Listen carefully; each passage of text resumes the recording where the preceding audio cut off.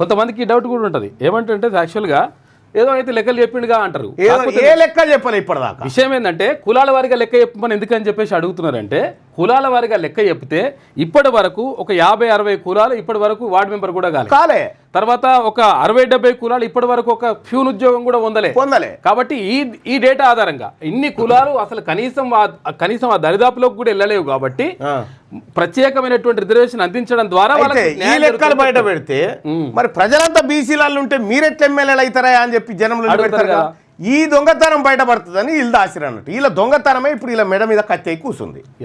ఇప్పుడు 42% రిజర్వేషన్ ఇవ్వకుండా కాంగ్రెస్ పార్టీ ప్రభుత్వం లోకల్ బాడీ ఎన్నికలకు వచ్చే పరిస్థితి లేదు. ఎందుకంటే జనం ఊకునే పరిస్థితి లేదు.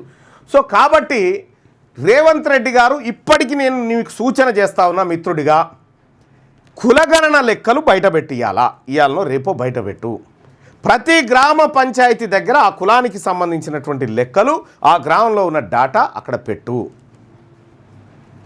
నిజాయితీ నిరూపించుకో.